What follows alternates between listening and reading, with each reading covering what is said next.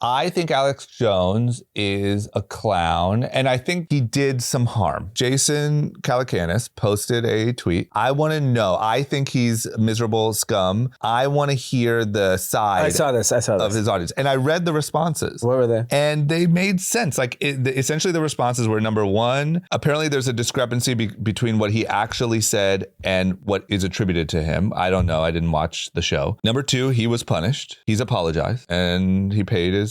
He's still paying. He didn't pay the money, but I mean, so he will forever be paying that debt. And so what else do you want? It's like if a guy does something bad, goes to jail and gets out, shouldn't they have another shot? And I kind of agree. I agree. I think he's a piece of shit, but... What are you going to do? You can't sit and like, well, he said something I didn't like. And by the way, there are a lot of people that I don't like what they have to say, and I block them. I mute them. Right. And I do not listen to a word they say, and I don't want them in my life.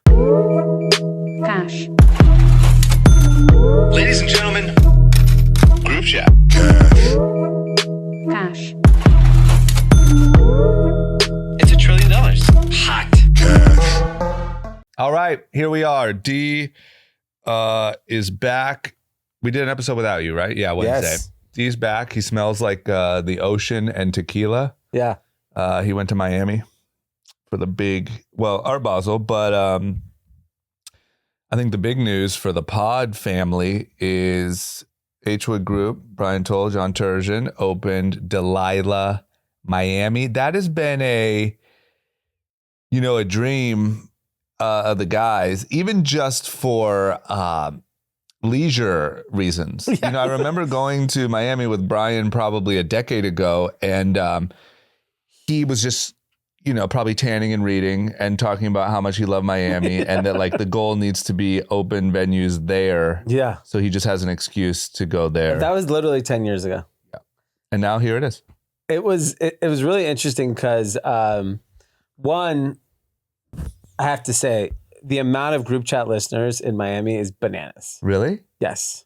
Like not just at Delilah, because Delilah I would kind of expect. That, yes. But I'm just talking like just sitting at places having lunch or dinner. Yeah. The amount of people either say, hey, listen to you guys' pod or watch the TikToks, whatever, I feel like whatever. the numbers are inaccurate. It really is. Like we've literally we meet everyone. Yeah. Or they just, because it feels like there's so many. Yeah. listeners. It was crazy how many people, and obviously it was densely populated. Mm-hmm. So it's similar to like when I'm in New York, a lot of people listen to the pod. It's very similar to this. Yeah. But, I was in Miami this past summer for one day or one night for a meeting. And then I went to Art Basel last time as well. Miami, first of all, is just exploded. On fire. Yeah.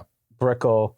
It's crazy. I think the big shift, like, I don't know when the last time you went, you basically don't hang out in South Beach anymore. The Art Basel before COVID. Okay. Brickell's the spot. Brickell is where everyone's at. Really? Yes. That is where all the restaurants are. There are people still staying in South Beach, but they're not hanging out in South Beach. It's pretty crazy dynamic. So you go to dinner, lunch in Brickell or Design District or all these different parts of town or Wynwood or wherever, whatever it is. There's just other parts of the city that are so much more vibrant. Yeah. The infrastructure, it's like Iraq. Yeah. Not moving. No. I don't know what And Tropic Rock is in Iraq. Yeah. But I feel like it's bad. It's the other thing is like it's not. There's no hope. Yeah, like obviously if you're in Brickell, you're fine. If you're on South Beach, you're fine. But like it's not like New York where you can walk. Like you're kind of fucked. Yeah, there's like these causeways that are one way or whatever. It's just like if there's traffic, you're trapped. Yeah, I don't think there's any way to expand that really. What you could do is how like those roads that connect the islands and then the causeways. Yeah, build You more. basically need 50 of them. Yeah. Just nonstop roads. Just nonstop roads. Yeah. Or just have like the craziest people mover from Brickell to South Beach. Everyone at South Beach. And just hop on, hop off. Yeah. It's just ridiculous. The traffic is bad, yeah. completely ridiculous. Yeah. There's no sign of public transportation that's going to really move the needle. No. Like I haven't seen anything. Yep. Or just start shuffling people by boats. I agree. That's what I was thinking. What do you think? Like, is it miserable? You think like on a regular like spring weekend? No, I don't think so. Okay. I could see Brickell particularly more so than South Beach. Yeah. Brickell is like, dude, it's not meant to have this many people. Yeah. Like, there's like one street that's big. Yeah. That has two-way, like clearly, like you should probably ban street parking and get the lanes. Yeah. And then figure out how to build more parking. Yeah. Even the parking lots. Like you go to like Design District, which is such a beautiful area. Yeah. There's nowhere to park cars. Yeah.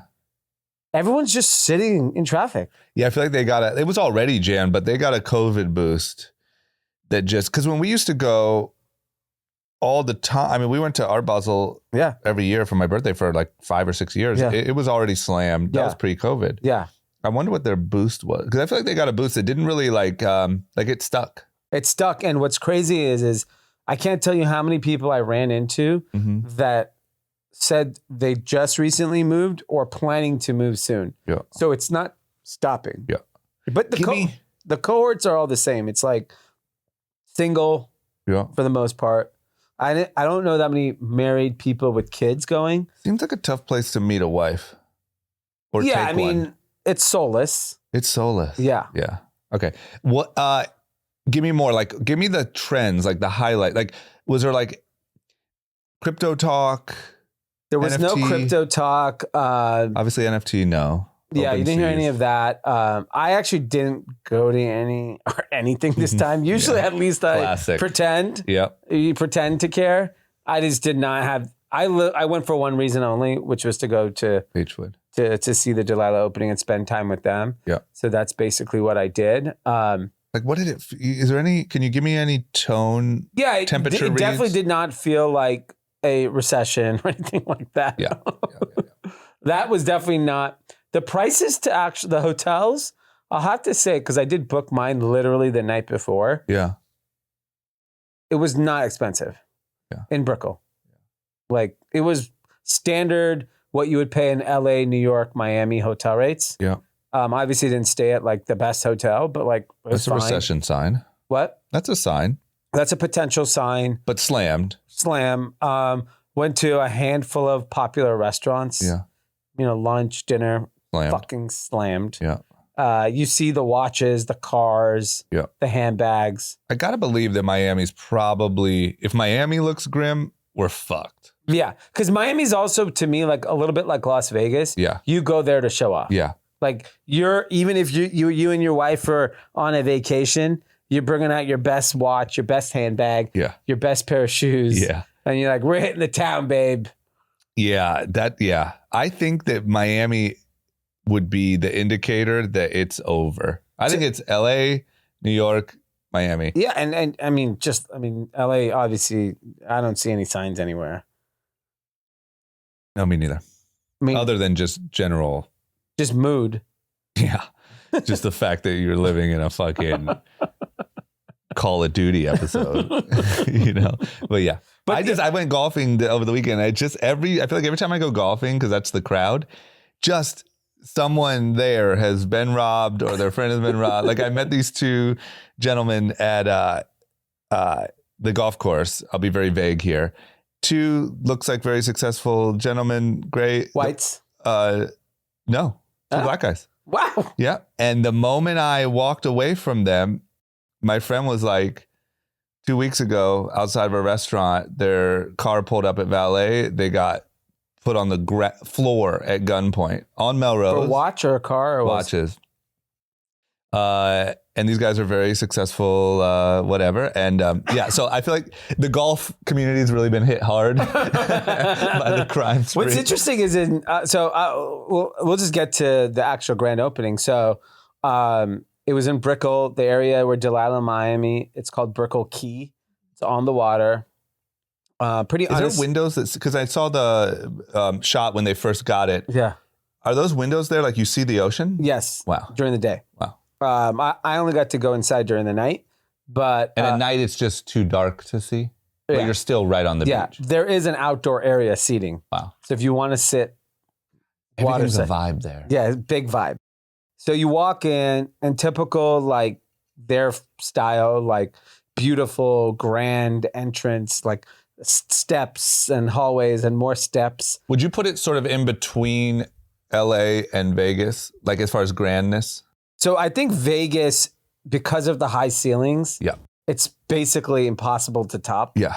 It's just like so insane when you walk in and you see the, the stage, you're like, whoa, what is this? And LA is like, I don't know the word, maybe elegant, but it's not like too, like is Miami kind of in between the two? Yeah, I would say it's closer to LA? Vegas. Closer to Vegas? Yeah. Wow. The thing is it feels very fancy. Yeah.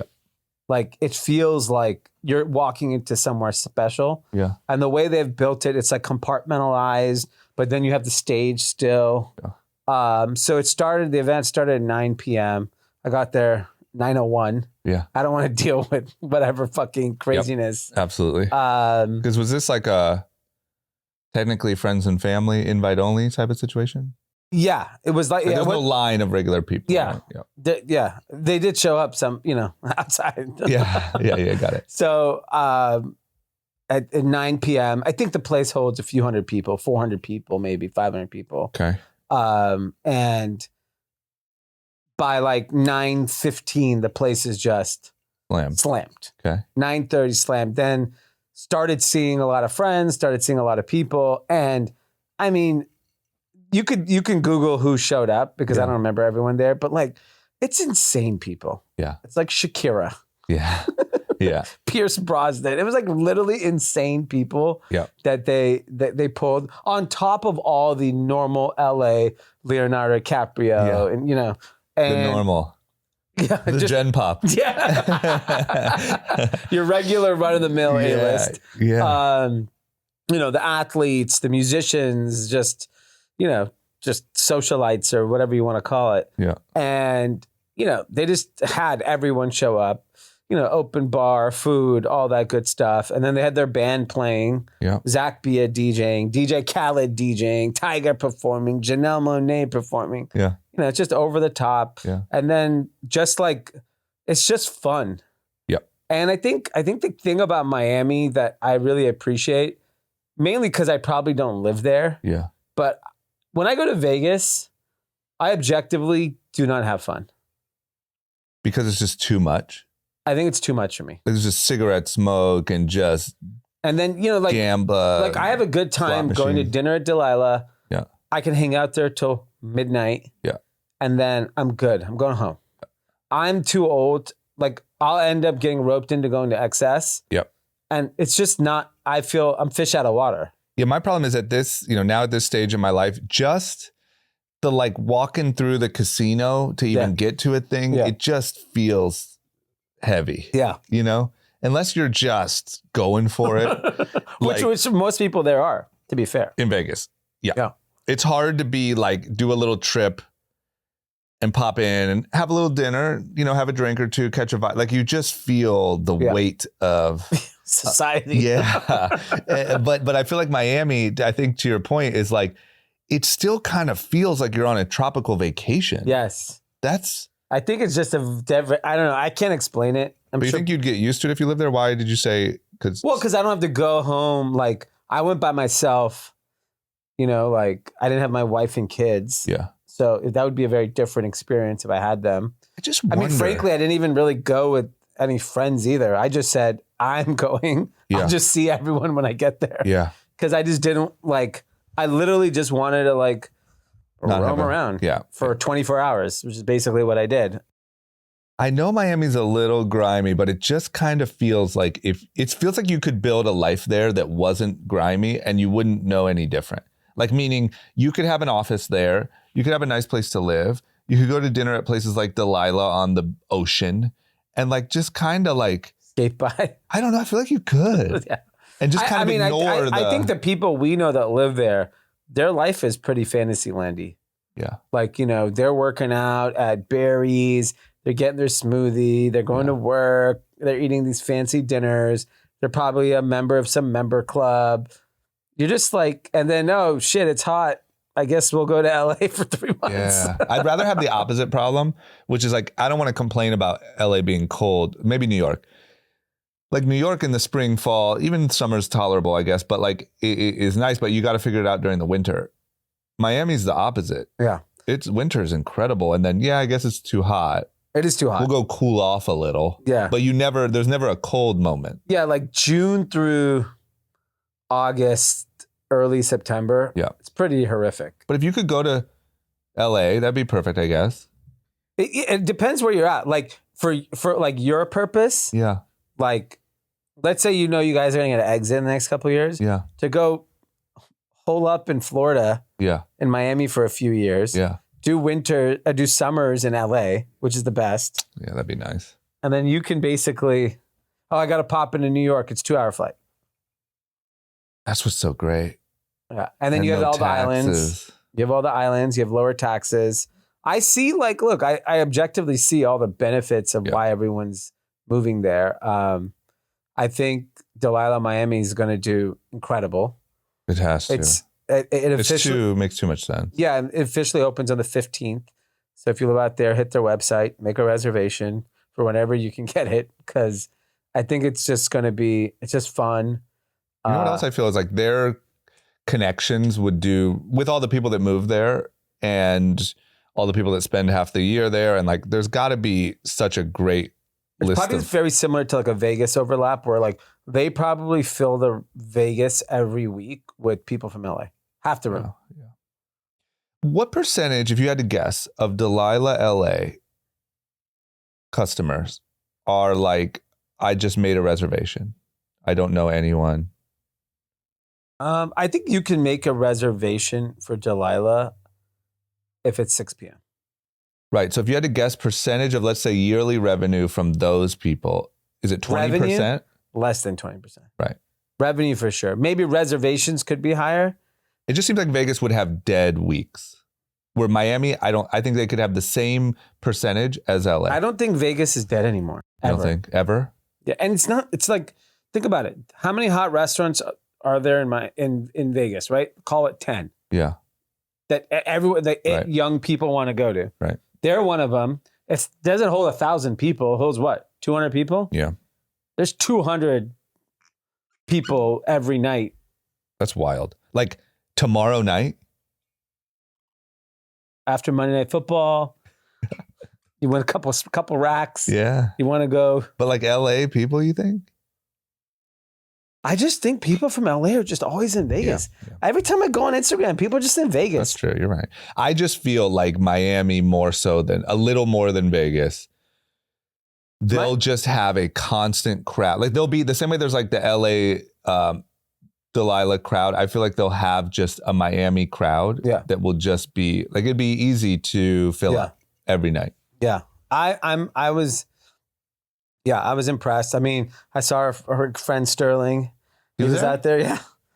He I guess some friends showing, but like, it was just cool just seeing everybody. What's interesting for me particularly, cause like I'm old. Yeah. I've been seeing a lot of these people for like 10, 20 years. Yep. So cause I don't go out anymore, I don't see these people anymore. Yeah. So it's just fun.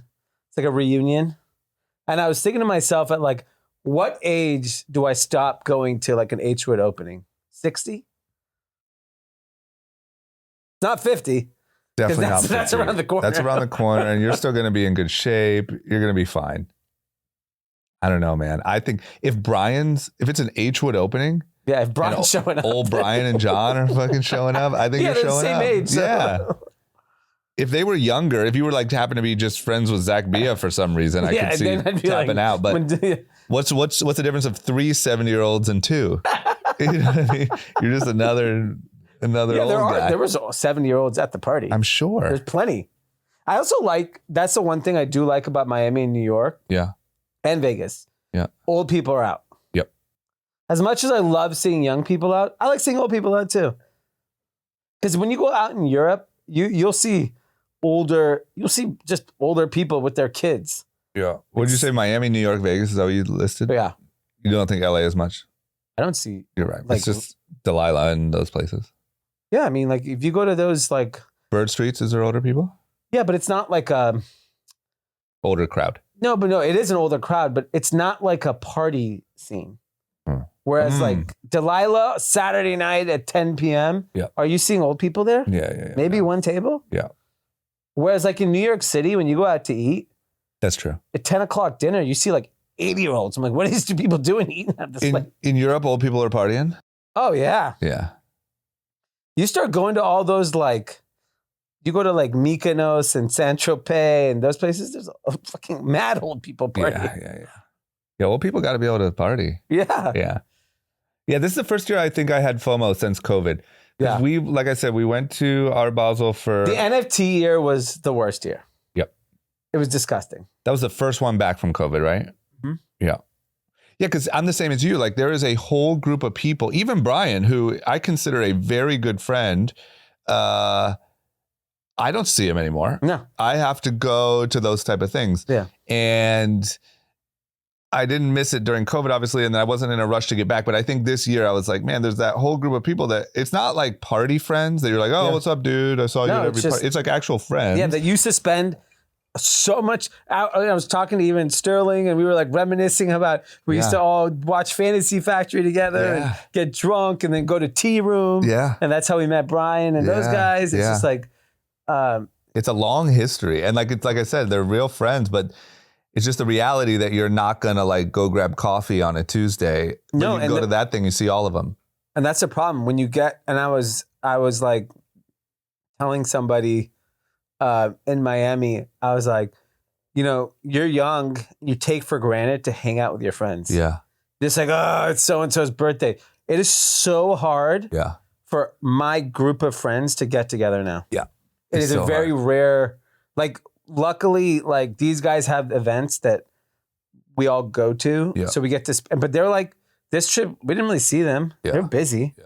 We hung out with them for like 20 minutes. Yeah, it kind of caught me off guard because all my friends were older than me. You know, like you, Rob, Brian, everyone. Yeah. And so everyone like got married and had kids, like pretty close to each other. Yeah. And I was like, you know, I was like, oh fuck, I'm never going to see these people again. Similar to like when I vividly remember telling Anthony Saleh, the day we were having kids. When we got married, he was excited as fun. It was like when I told him we had kids, I could see it in his face. He's like, he was shocked. He was like, oh, the party's over. Yeah, it happened. So you guys were like all on like you got like a Google Calendar alert. It was like, it's time for kids. But yeah, I had some FOMO this year. Yeah, it was really good. Well, congrats to the guys. I know that was a dream. How much time of the year do you think Brian goes to Miami now? I mean, I know he has a kid now, but two.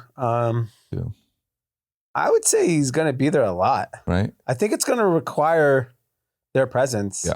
And I think they'll enjoy it. And I think there's a lot more opportunity to do stuff there. Yeah. I think it's a big deal that they're there. Plus, there's a lot of events there. Yeah, dude. Because like, think about it. You have New Year's coming up. Mm-hmm. Then you have all those music festivals and F1. Rolling Loud and F1. You know, whatever it is. Rolling Loud, whatever. There's going to be so much shit to go to. Yep.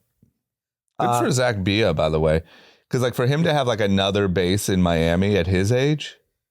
He's out of here. Out of here. Out of here. I don't know how he hasn't lost his mind yet. Yeah. Nicer than ever. Nice guy. Yes. You know, but you would think like he got to live. He just hit this, like his age lined up with the opportunity where he's lived like a billionaire's son for the last fucking. Well, that's what the internet thinks he is. Yeah, I get it. That's why I would too. I'd be like, you're telling me this is a kid from USC? Fuck off. Yeah. No chance. Okay. And then the other thing I wanted to talk about was our friends over at Fear of God launched their athletic collection with Adidas. Mm-hmm. I didn't see it. Oh, you should check it out. So they really nice campaign. Yeah. And then they did like a series of pop-ups all over the world. Yeah. They did one in LA. There was one in Miami, one in Shanghai, one in Tokyo. And this was a long time coming, this collaboration. Yeah. This especially considering like there's probably a gaping hole at Adidas without Yeezy. Yeah. This is the closest thing to it. And I actually, you know, I splurged. I bought a pair of shoes. Oh, nice. Yeah. I'm looking at them as we speak. Yeah. That you bought those in Miami? I bought them online the day it came out. Is that Alfred? Yeah. Nice. So shout out to Alfred and Jerry and the whole team over there. Pretty exciting stuff. It's really cool just to see even how far that brand has come. Mm-hmm. Just doing this like crazy Adidas kind takeover. Of. Yeah. And it's like it's a true athletic brand, athletic fabrics. Pretty cool. It's exciting to see. Yeah, congrats. Yeah, that's awesome. They've done such a good job. It's just like, Unbelievable. we got to witness which I never would have guessed in 2010, like where streetwear became, I don't know what you want to call it, hype fashion or Mainstream, just really. regular wear, like the biggest of the big. All the people that were like running around Agenda or Magic, not all of them, but the ones who made it are like the biggest people in Icons. apparel. What's crazy is like the standard rich guy shoe. So like, I'm talking 15 years ago, you went to Miami. Yeah. The standard rich guy shoe was some sort of designer loafer. Like Gucci, Ferragamo, Brunello Cucinelli. So one of glad his that's brands. not the thing anymore. You know what? Every rich guy I see in New York, Miami, LA, Travis Scott's. Some version of the Yeah. Travis Scott sneaker. Right. It's fucking crazy. Everyone is walking around with some $1,500 resale value Yeah. Travis Scott shoe. But also like so streetwear. Yeah. Yeah, that's impressive for them that Yeah. they're onto it. I don't know who put out the rich guy memo. Yeah. The newsletter. Well, I'm sure it's judging by the people I see, Yeah. it's their younger female companion. Got it. They're stylists. It's just wild to me. I think that's another like thing of, social media or whatever, but like they're just so tapped into like, Culture. what's hip, Yeah. It's crazy. You see these old guys walking around with Chrome Hearts hoodie and a fucking Travis Scott Yeah. reverse mochas. I was like, what is going on? And then I see the girl. Yep. Oh. Okay. Yep. By the way, if you are young and have any sort of disposable income, you should move to Florida immediately, Miami immediately. Yeah, I agree. You should. There's no reason. Male, female, it's a zoo. It's a party. Go for a few years. Plus now it just became, not that it kind of was before, but I feel like it like doubled in like the legit opportunities. Oh yeah, there. yeah. There's I do not when like 15 years ago when you're like, oh, I'm moving to Miami, they're either in fraud or selling drugs. Yeah. Or you're just like going to, find yourself and you're never going to recover from 5 years in Miami. Now you could fucking work at some fund or, some up and coming AI startup. Yeah. I love it. Okay. Well, great job. Great job. Boots on the ground reporting. Yeah. You should make a trip. You seriously should pick a long weekend. You know what I need to do is I was thinking about it because I'm going to Mexico tomorrow, and I was thinking, Wow. yeah, should be great. But I think that something that's a little splurgy but would be really good, I think, is to go to Miami for like a little bit, even if it's 10 days. Yeah. And because you can still, go to a WeWork or whatever, still work. Like Mexico, you're not. No. Like you're going to do the best you can, but you're checked out. And I bet you could meet with enough people there. Yeah. Where you could be like, all right, it was worth going to. Here, the thing is like, if you should go there totally for 10 days. Yeah. Especially in the middle of the winter. Yeah. It's such a nice way to. It's so nice. I can Ironically golf my ass off. You golf like crazy. Yeah. You'll know plenty of people there. Yep. Like you go to all the restaurants, you'll be shocked how many people you run into. Yeah, I do miss all those years going there. I miss something about walking around, going to restaurant. Like it's just warm, the beach. It's just great. Good for the vibes. Yeah. Remember when we went with Kevin Delaney? Yeah. I still have I'll still chuckle to myself at some of the memory. My brain will just go into a moment of sitting outside of a restaurant and I'll just laugh to myself. Like prime Italian, Yes. just doing dumb shit. We had one night there that I laugh about often. God, how fun. Okay. You want to talk about some news? You want to go back to the real world? Yeah. All right. Uber. Yep. Uber shares popped. They got included into the S&P 500. Yeah. So that's, good news for any stock. Yep. They got rewarded. Yep. Did you see, by the way, I'm totally jumping. This isn't on our list. This Google, that's fraud. Yeah. And I jokingly said. I saw the clip. Did you? I was like, they could have. And So in case you missed it, is we talked about Google did this AI demo, Gemini of their new thing, and it took over like the internet, for the day, and their stock popped, and it was Google's back, and fuck ChatGPT, Google's here, whatever.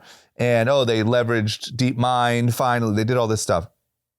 And I jokingly said on the podcast, yeah, but technically, I guess they could have faked that whole rollout. They did fake it. Yep. And that's fraud. I mean, how much did their market cap increase? That's America. In America, you could do whatever you want. Free speech. Free speech. I am in support of free speech. If you're a free speech person, under free speech, fraud is protected. Yeah. Okay. All right, I get it. Because think about it.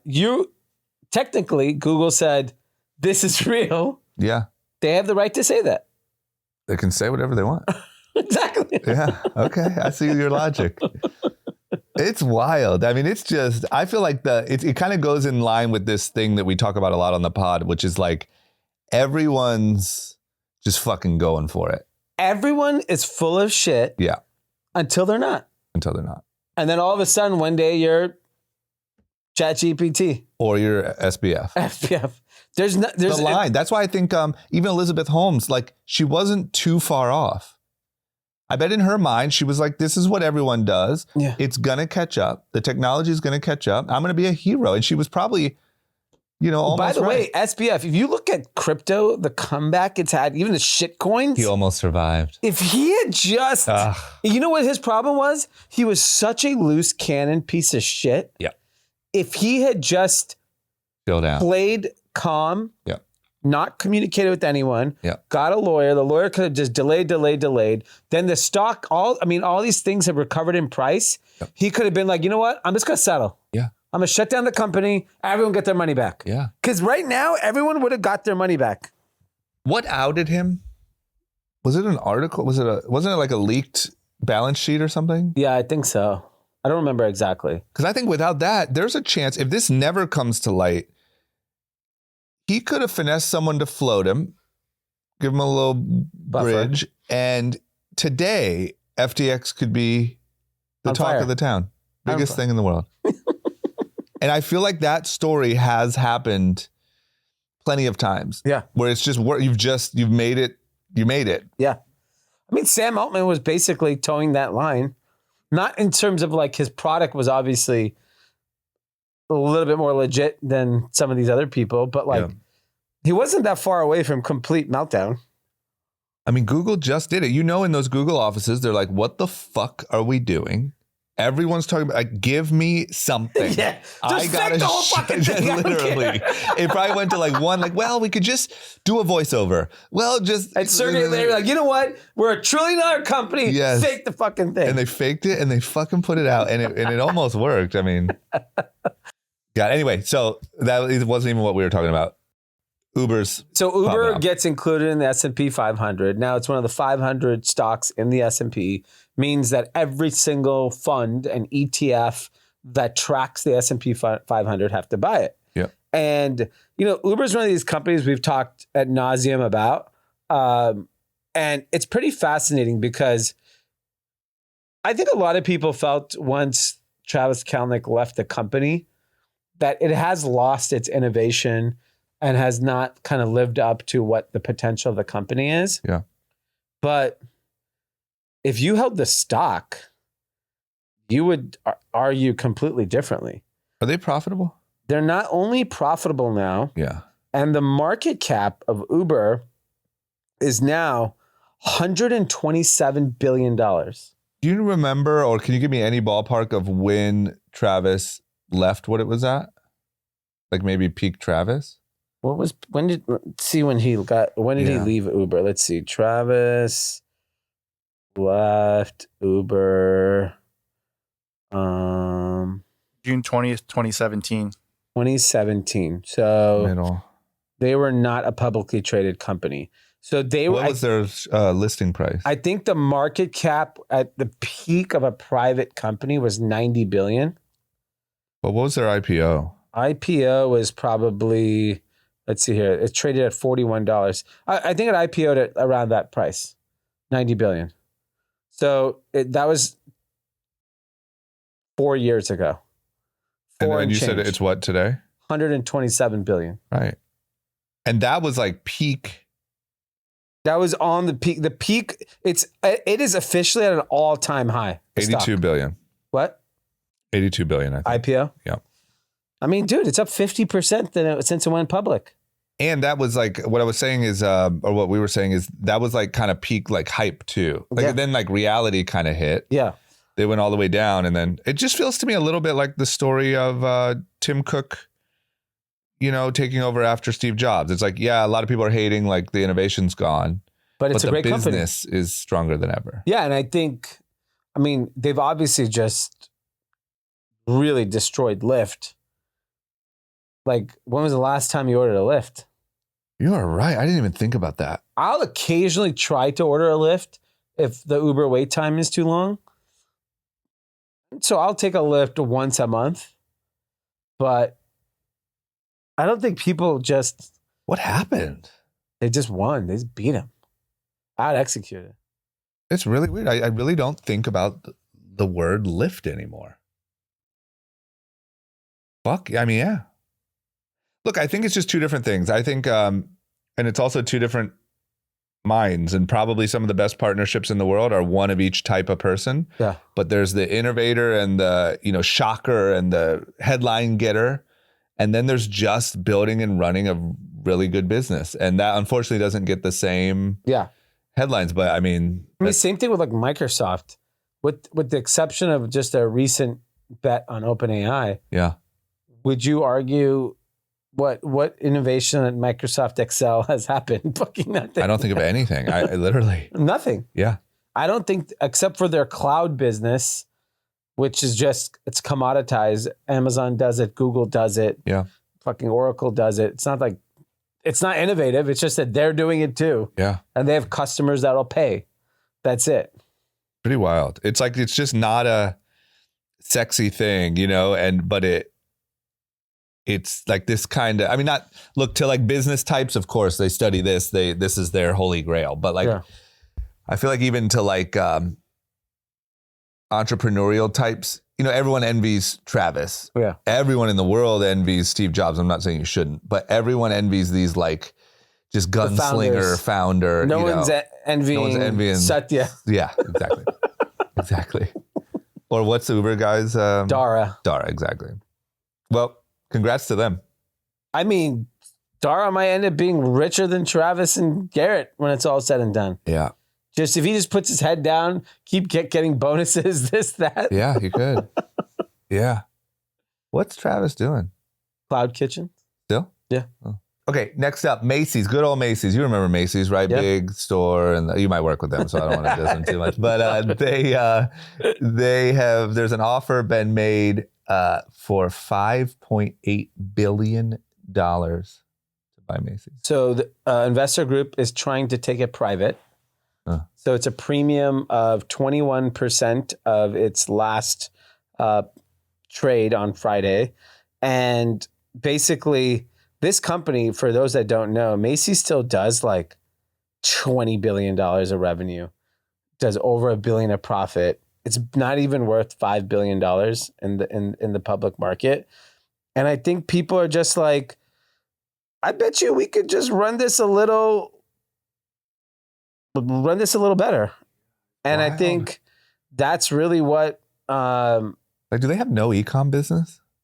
They do. They do billions of dollars. And I think it's just positioning.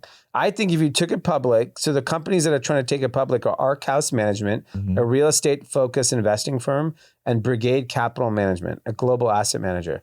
They're looking at the market and be like, if we just put lipstick on this pig, it should be worth $10 billion. Yeah.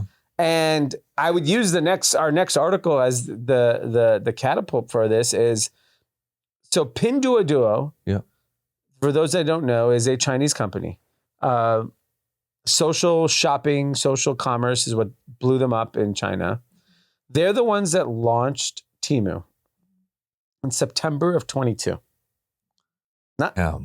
Yes. Last quarter, Temu is estimated to have done $6.5 billion. $6.5 billion. Do we know? We don't know any of their financial information, right? No, but it's under Pinduoduo. And let me tell you, Pinduoduo does not lose money, even though they're getting their ass handed to them on Temu.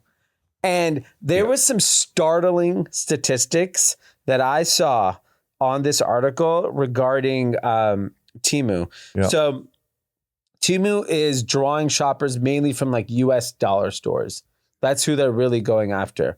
And so Temu last month accounted for 17% of the market share in the United States within discount stores. This compares to 8% for the Dollar Chain Five Below, 43% for Dollar General, and 28% for Dollar Tree. To put in perspective, I think Dollar General, which is a massive fucking business, in January had 57% market share. Now they have 43%. So I think two things are happening. I think Temu expanded the market for dollar stores. Yeah. Because it allowed everyone to shop at a dollar store that isn't near one. Yeah. So like you could live in West Hollywood where there's literally no dollar stores, but you could shop on Temu now. Right. And what else I would say is that they're just targeting the hell out of people. Yeah. Like if the dollar store did e-com and targeted people with ads, they would increase too. Yeah. I think Temu there's something to, like if you're a dollar store shopper, I think you kind of know what's in there. You know what you're going for. You go there. It's part of your routine. You're not getting targeted with, hey, have you seen, this thing's only fucking $2. 60 cents. Yeah. I get ads targeted from Temu for like 60 cents. It makes no sense. And so they are, for those that don't know, Temu is shipping directly from factories in China to people in America, right? I just don't get how, like, economically, how does it ever make sense? So they're losing people estimate they're losing $31 an order. Yeah. So if you take the Amazon playbook is if you raise prices 20%, 30%, 50%, do you basically... Or do they build fulfillment centers here? I don't know if the freight is what they're losing. Like, I think it's a combination of the freight and the price they're selling product at. But if I'm Temu, you just keep stepping on the gas. Pinduoduo is not losing money still. It just blows my mind because shipping individual items from China to customers' houses is absurd. Well, you're consolidating. They're not completely like, you're taking a container worth of stuff, air shipping it. Yeah. But like you're air shipping a 60-cent item. Yeah. Like, yeah.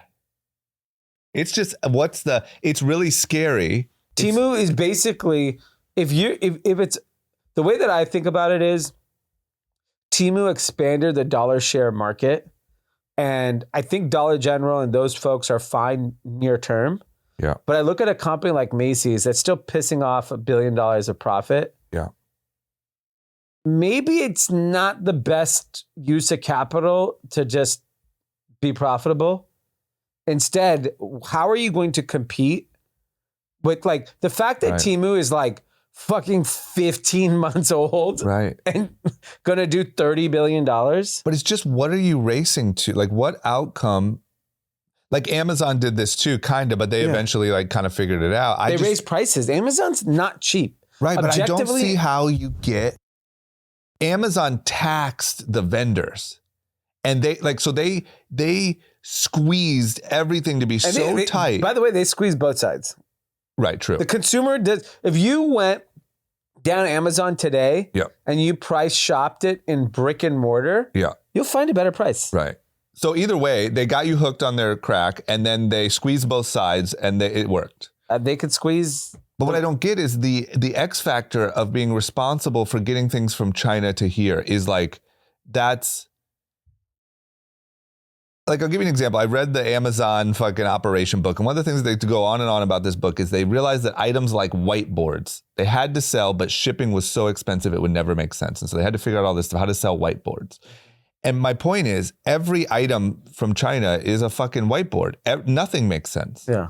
So where do you squeeze. Eventually, they're going to turn on a squeeze that's going to make them profitable. But I just don't see what that squeeze is. And if I was Dollar General, I'd be like, where's even my future profitability if I go to war with them and just see who was willing to lose more money for longer? I don't think you go to war with them. I think you got to figure out e-commerce. Yeah. I think it feels like war. If you're a Dollar General, you're like, we're at war. If I'm Dollar General, I'm a dollar store. Or Macy's or whatever. Yeah. And let's take dollar stores in America.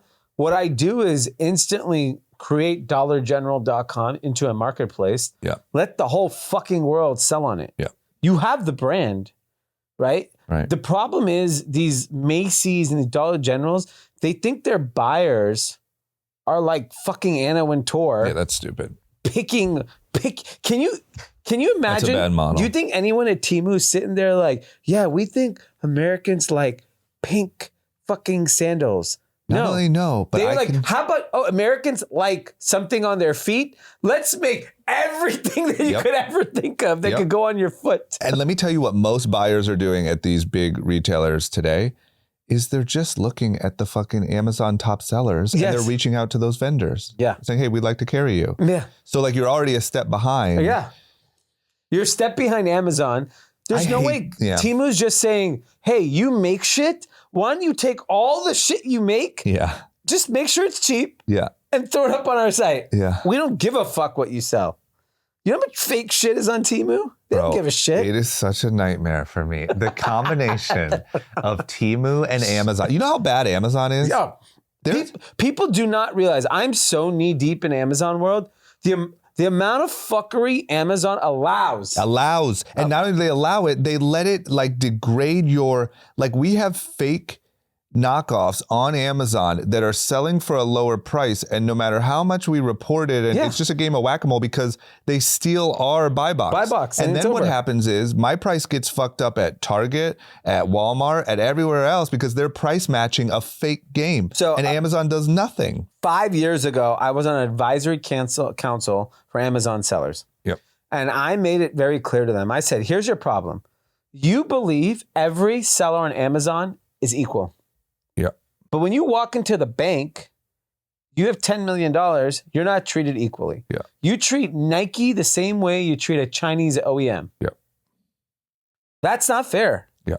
And that's Amazon's problem. But the problem is, this is why I see the other side, is I think that is the problem. I think long-term, building relationships, building whatever, I think that's a real problem. But today, fuck it. It's like, fuck it. Just what we were saying, throw everything on there, let the market decide. Yeah, that's the problem. Is that everyone feels it's like a capitalist game. Yeah. Like the market will decide if they want fake or real. Yeah, and correct, I agree. And I think that then you're competing with, it's like a race to the bottom in a sense. You're competing with Amazon or with Temu. Yeah. They're going to do it. So you're like, well, we kind of have to do it. Yeah. You know, like you're not going to be the one to go play by the rules. Yeah, I agree. Fucked up. I mean, I think it's really tough for the future of these marketplaces because there's no brand protection. It puts such a strain on, like, you know, I can't imagine. I'm fortunate that I have, you know, some experience here and some whatever. It's still a nightmare for me. But if you're like an up and coming brand and don't really know and kind of just pop off on social media and like the amount of just like legal takedown bills and headaches you have to deal with, it will drown you. Yeah, it's ridiculous. It's wild. It's like you get a buzz on social media, there's a demand for your brand, and then you're toast. Just vultures, you know? You want to figure out how to build a brand without social media. I know. Like nobody knows. Nobody knows. And you're just quietly selling it and don't fucking tell anyone. You know what the dumbest thing I see on social media? What? Is everyone bragging about how much business you do. I know. I'm not kidding. From all this time doing it, I don't say a word, and I wouldn't recommend anyone else saying a fucking word. Everyone's like screenshotting their Shopify that they did $1 million. Yeah. You know what I'm thinking to myself? If I'm sitting in China, you know what? Fuck Joey. It's done. You're done. Done. next Christmas, you're not gonna have a pot to piss in. Not one pot. And if you find one, we're knocking it off. And by But the way, you're you're gonna buy the pot from me. yeah, and it's going to be fake. And all of your expenses now are going into fucking takedowns and lawyers. Yeah, you're not making it. It's a farce that anyone's making money. It is. It is. You know who's making money? Fucking Pinduoduo and Amazon. Oh, it's wild. All Okay. right, I want to talk about a few other quick things. Yep. One is Elon Musk did a poll yesterday Yeah. that if he should reactivate Alex Jones. A poll Free speech. was unanimously, I got to be honest. not unanimous, majority said he should be reactivated. What's your feeling? Here's my take. I had a free speech moment over the weekend. I think Alex Jones is a clown. And I think that I do think he did some harm. Yeah, Like- he 100%. And he's paying the price. Right. Like I think Tucker Carlson has done some, like said some wild shit. I think whatever. But I think, you have to go pretty deep down the well, he's corrupting the minds of, I don't know. Everyone should look out for their own minds. I think that people throwing under the bus Sandy Hook victims' parents. It's fucked up. Yeah. And I think that my attitude was kind of I don't really give a fuck what happens with Alex Jones. But actually, Jason Calacanis posted a tweet and said, honest question, I'm being honest here. I want to know, I think he's miserable scum. I want to hear the side I saw this. of his audience. And I read the responses. What were they? And they made sense. Essentially, the responses were, number one, apparently there's a discrepancy between what he actually said and what is attributed to him. I don't know. I didn't watch the show. Number two, he was punished. He's apologized. And he paid his... He's still paying. He didn't pay the money, but I mean, he will forever be paying that debt. Yeah. And so what else do you want? It's like if a guy does something bad or a girl and goes to jail and gets out, shouldn't they have another shot? And I kind of agree. I agree. I think he's a piece of shit, but I don't think you can. What are you going to do? You can't sit and well, he said something I didn't like. And by the way, the beauty of there are a lot of people that I don't like what they have to say. Yeah. And I block them. I mute them. Right. And I do not listen to a word they say. And I don't want them in my life. You also got to account for he was early on Epstein. Yeah. There was a couple things that he's done some good. Yeah. You know? When it comes to putting the heat on some pedos. Yeah. They felt the heat. Yeah. No. I mean, look, I don't have a problem with it.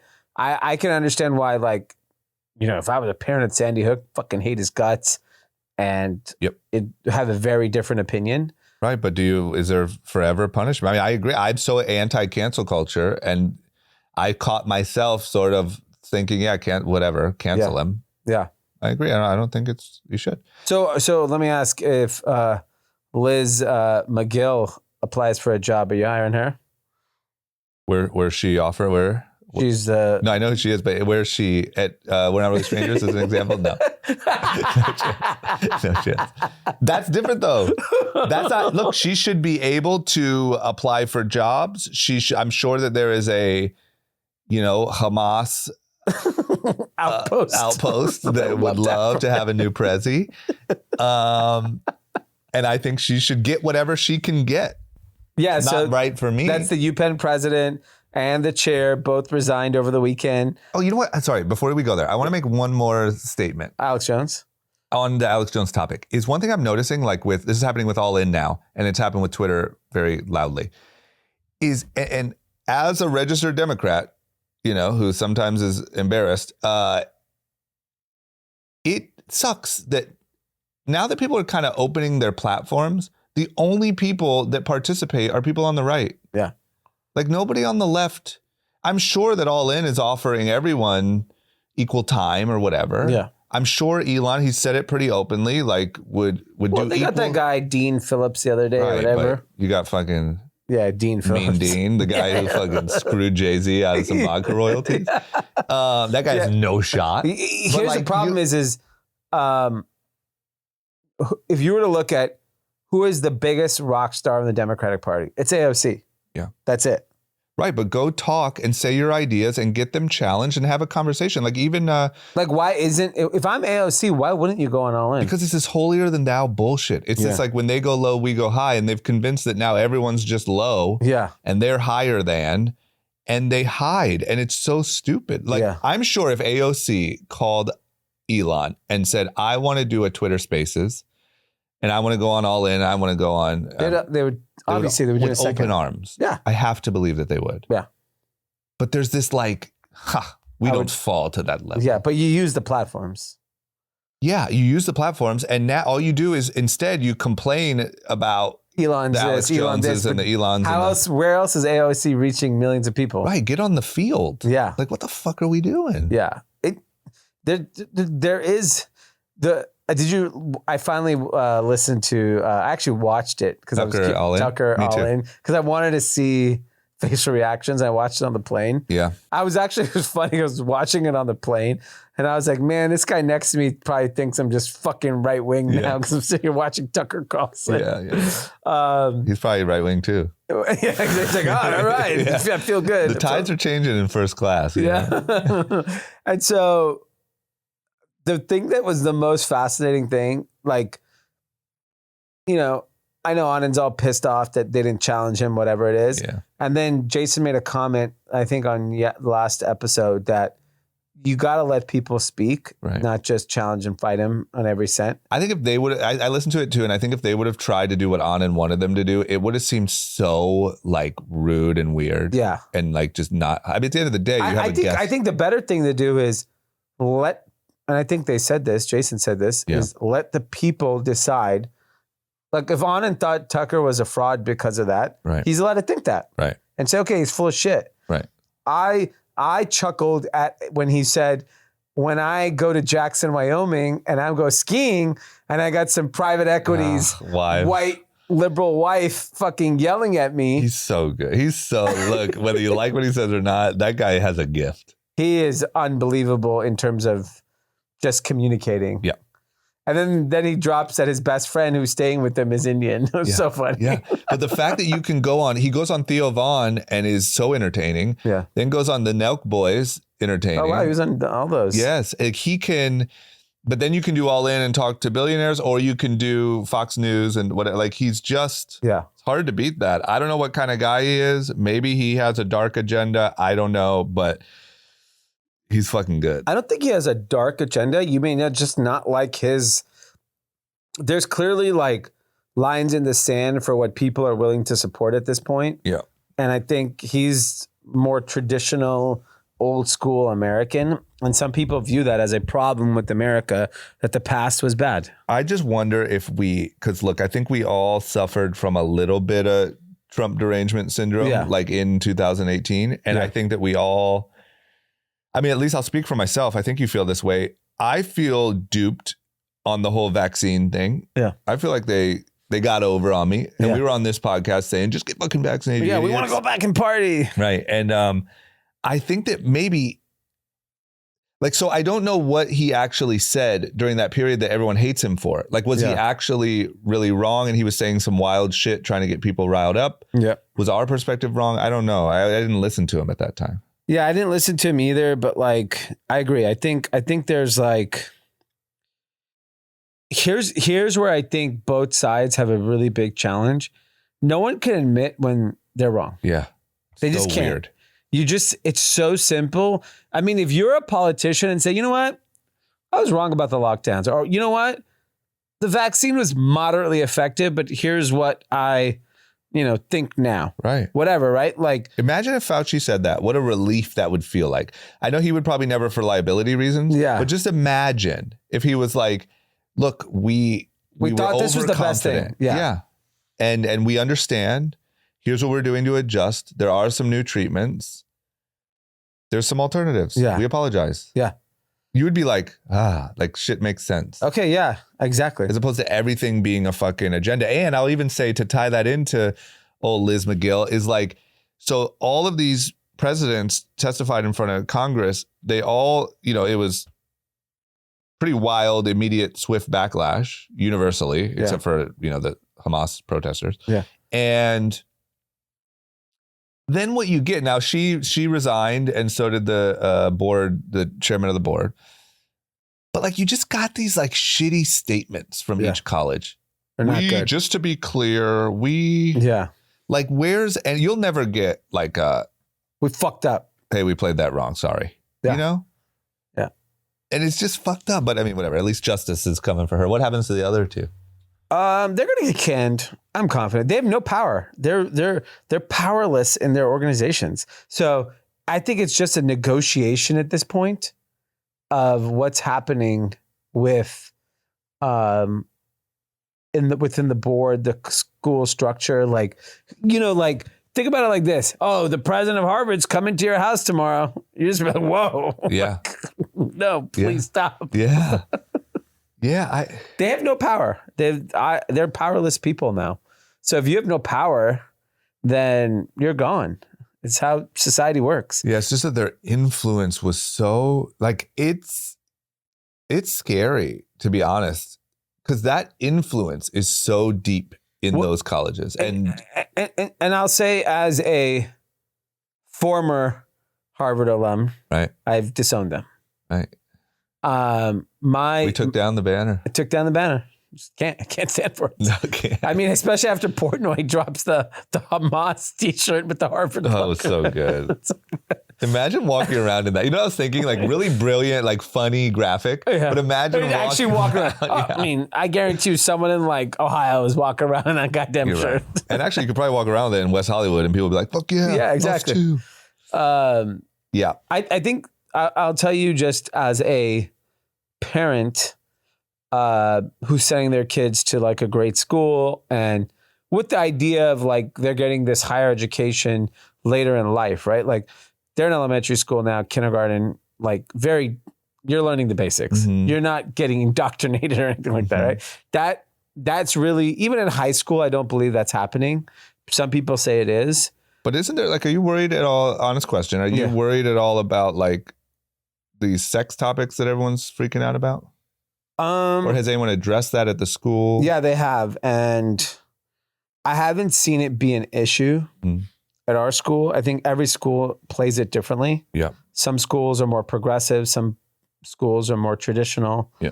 Some schools are conservative. They're religious schools. Yeah. So they address it differently. Because I don't know if it's blown out of proportion, but it just seems like if it's not, then like Dom's actually not that far off from having that conversation. Yeah. So, I mean, we'll have to experience it real time to know if it is a situation. Yeah. I think the real thing is like, we put so much effort in our children to get educated, and that we trust that what they're getting educated at, especially at like higher institutions, like talk college. And, if you're a conservative person, you've kind of been saying this for a while, like, what the fuck are they teaching these kids in college? Yeah. And what's interesting is that I think this actually will have an impact on, for the first time ever, even at the tiniest impact. I agree. That like there's specifically with really wealthy people, because they have the privilege of going to these colleges, where they might be like, you know what? Maybe it's not what we thought it was. Right. And I think that will have an impact, not in the next 10 years, maybe in the next 30 years, where these schools look a lot different, because you have Alex Cartman, the founder of Palantir, saying, oh, these Ivy Leagues are full of shit. Peter Thiel has Thiel Fellows. And for the last decade has proven some of the best young founders came from Thiel Fellowship. Yeah. So like, you're seeing cohorts of young people be really successful without traditional backgrounds. Yeah. And that's always been the case. There's a lot of people. You need quicker than 30 years. I think there needs to be like an abrupt,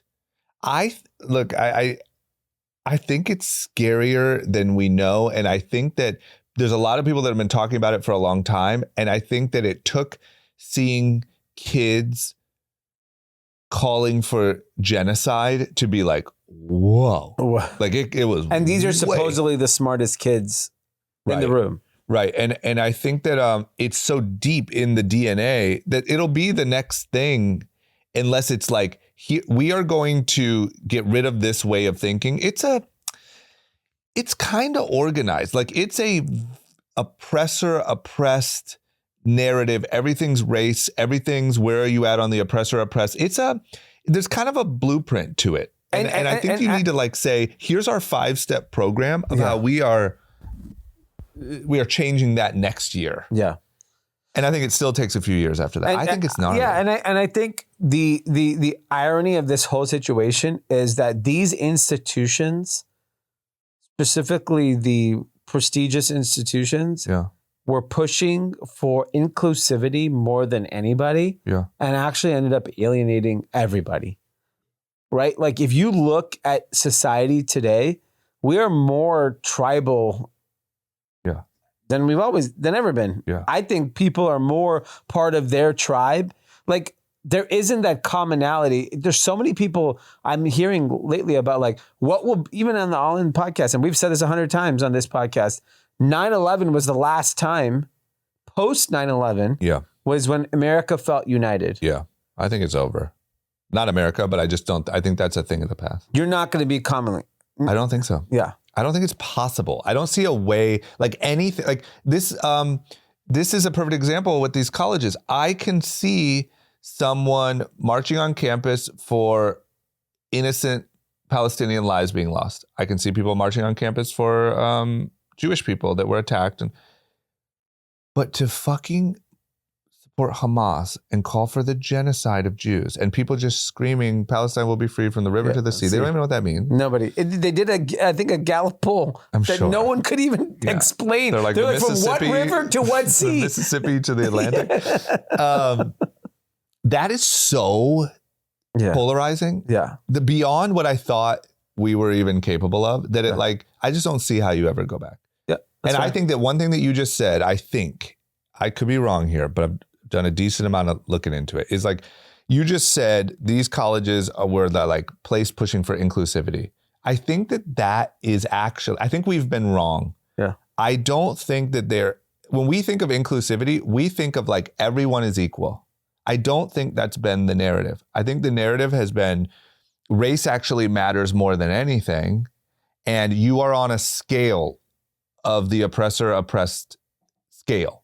And I mean, there's so many people that would say that Jewish people have been persecuted since the beginning of time. But on that scale, in this instance, it's not as much as the Palestinian people, in their opinion. I'm not sharing my opinion. So Palestinian people win. Yeah. It's a point system that I don't understand. Persecution point system. Right. Inclusivity would be, hey, we all need to get together. We need to get Jewish people and Muslims on campus together and talk through this. We need to show. Yes, it's a sick offshoot. Yeah, that's actually a very, very valid point. I think it is that. It is, and it's scary. It's just like, no, I'm more hurt than you. Right. I mean, once again, sorry if I'm doing anything wrong here, but like the moment that terrorist attack happened and BLM Chicago posted a paraglider. Yeah. In my mind, and sorry if I'm wrong, to me, what they're supporting, or that person is supporting who runs the account, is like, yeah, and you know what? We've been oppressed here in America, and paragliding with AK-47s doesn't sound like a bad option. Yeah. Like, it's just that's how you deal with problems. Yeah. And that's fucking scary. Yeah, it is scary. And I think the part that I think the bigger challenge is that these are our young, smart people. Right.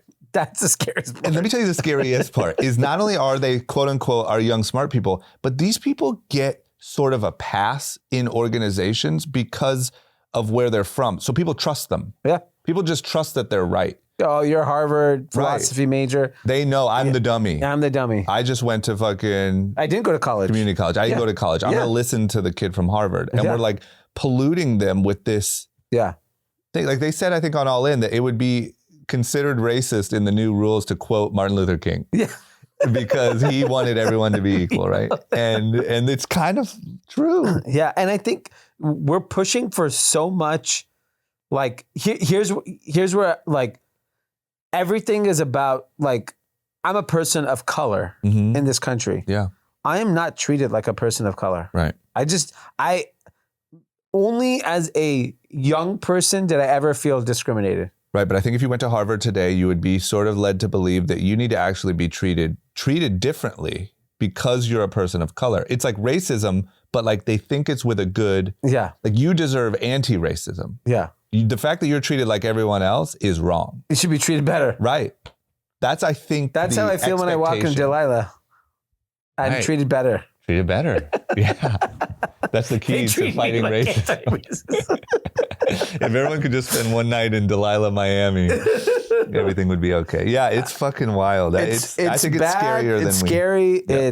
It's going to be very interesting to watch with just, the crazy thing is we're going into the holidays and this is the time the families get together from these schools and what is the discussions?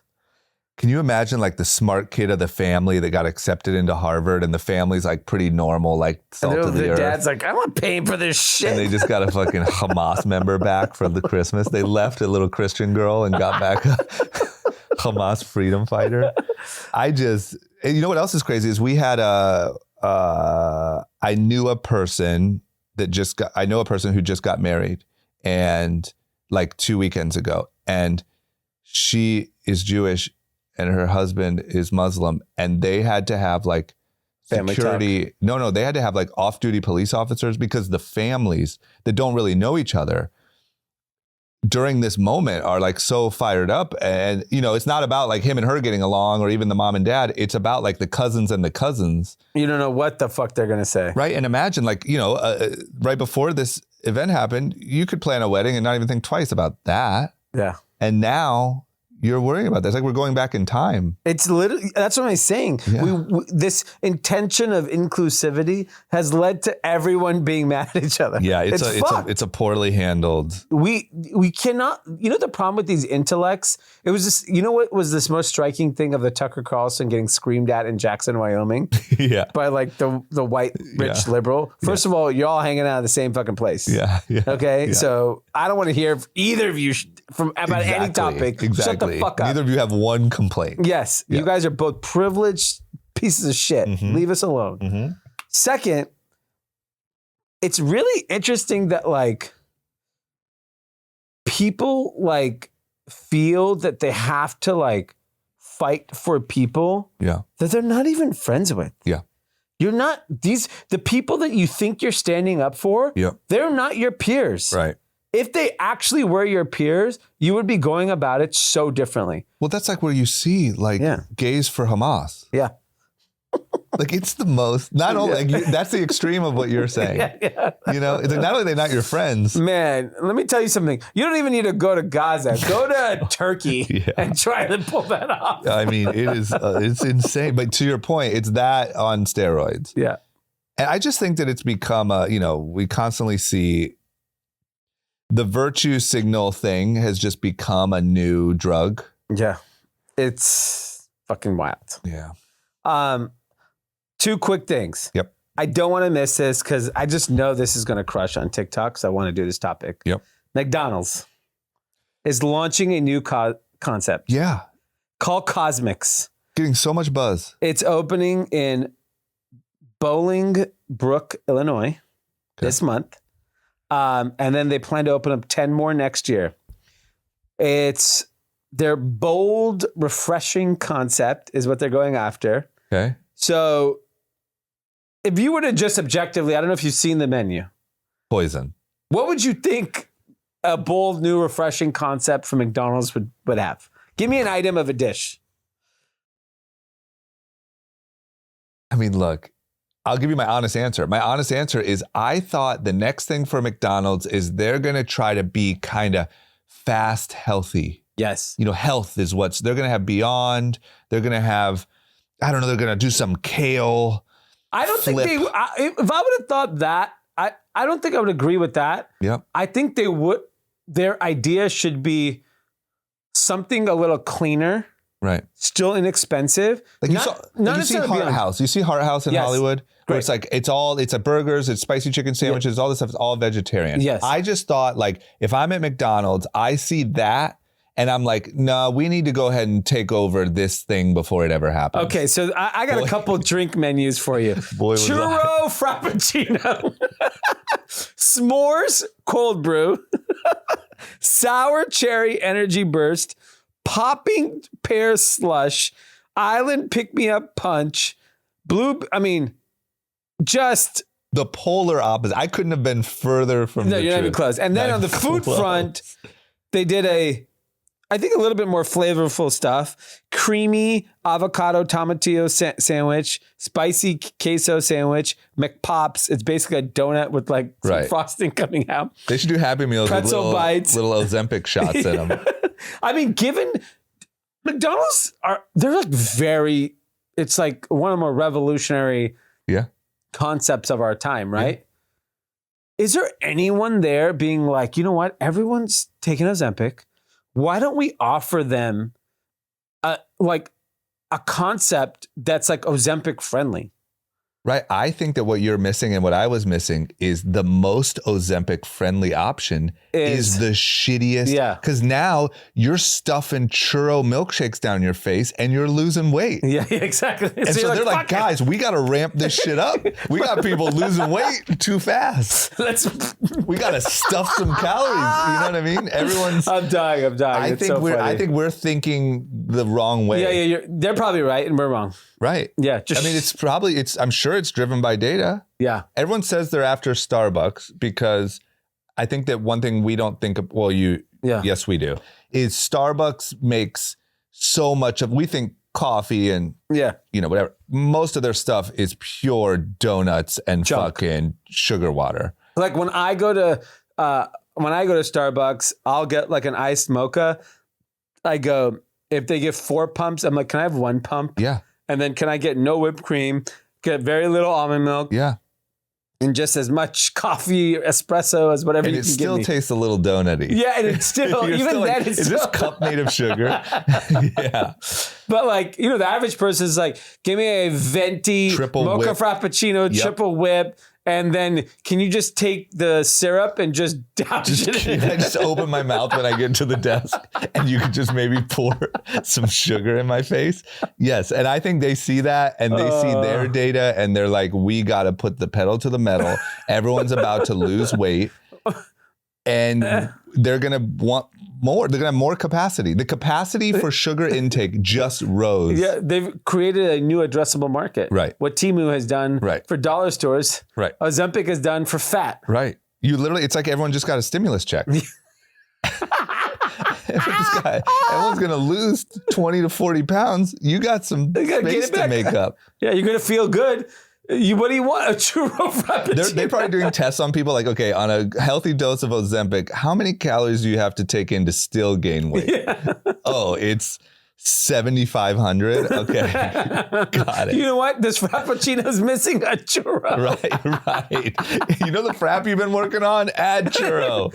Add a donut too when it's in the middle of the country. It's absurd. Have you seen that the other big topic online is Panera's selling a lemonade that's just offing people? Really? Yes. They have a lemonade that's like a fucking turbo lemonade or something. And it's like a caffeine filled lemonade. And like 2 people have died from drinking it. They just drank it and had a heart attack on their way home. So McDonald's is like, all right, I see you. Yeah. We're going to raise you. Yeah. We're going to have 6 deaths by fucking Christmas in Illinois. All right, we're going to have to end with one positive topic. There we go. All right, well, hey, if anyone's in Illinois, if we have any listeners in Illinois. Oh, yeah, please. We would love. And a video review. We will gladly Venmo you for your cost of whatever you order. Actually, we'll pay for one of every item on the menu. Right. And do a full taste test. Yep. And we'll get you a tank of gas. That's the deal. And you send us a review. Yeah. Okay, and be safe. Actually, we'll just Zoom you in. For the full review, That'd be great. The full experience. That'd be great. Okay, is that it? We got any shout outs or anything? Wait, I want to do one. Shohei Ohtani, the LA. baseball player that was on the Angels for the last just drive up the highway years. 30 minutes and collect your 700 million. Yeah, we talk about like young people are more motivated by YouTubers and OnlyFans and folks like that. Because of the sheer amount of money they make. Yep. This should be a lot of kids are picking up their baseball bats this weekend. Yeah, I mean, I was like, Dominic, get your ass back there and swing this fucking thing. Yep. So $700 million contract over 10 years. It's like a weird structure. So, he's going to end up making all the money. It's just a little bit deferred. But Did he defer it to open up the budget? Yeah, budget to get other players. But he's in the Dodgers, so we'll get to see him in Los Angeles again. Yep. And just staggering amount of money. It's wild. I mean, I will say, though, with all the things that we keep talking about sports, I think everyone should be paid double. It just seems like the only thing working on television at all anymore. Yeah. Like football players should be billionaires. It really should. It's absurd. Yeah. Those numbers. It's insane. Yeah. Okay. There you have it. Everyone have a great week. Thanks for listening. Check us out on YouTube. Right, Josh? Yep. Check us out on YouTube. Love it. I want to give a shout out to one of our guests today. Yeah, we got some chocolate. We got some Swiss chocolate delivered by our guy Philip out from Bern, Switzerland. So thank you for coming by the studio. I mean, that's wild. Yeah. A listener from Switzerland came and brought gifts. So we're officially making a rule. If you're in from out of the country, hit us up. You can come by, but you got to bring a gift that's representative of your homeland. Yeah. It's only right. That's nice. Nice. This is nice amazing. Yeah. Okay. Thanks for listening. Everyone have a great week. See you later.